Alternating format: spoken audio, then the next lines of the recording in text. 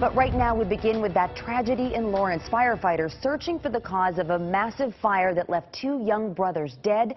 Let's get right to News Center 5's Todd Kaskiewicz. He is live at the scene on Kingston Street. Todd?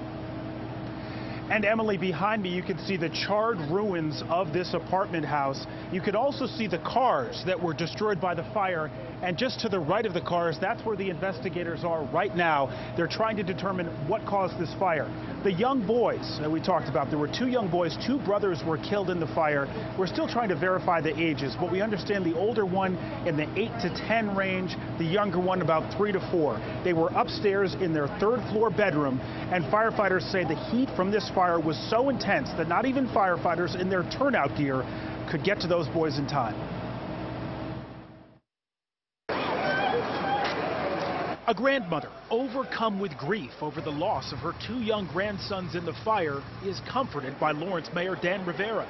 In the early hours of the morning, flames destroyed this 3-story, 6-unit apartment house on Kingston Street, trapping two young boys in their bedroom on the 3rd floor. I don't live there, my son's there. An anxious and helpless father rushed to the scene. Sadly, there was nothing he or firefighters could do. They were not able to make it into the rooms, just that, you know, you might have the tanks and all that, but the human body only takes so much heat. One firefighter was injured while trying to rescue the children.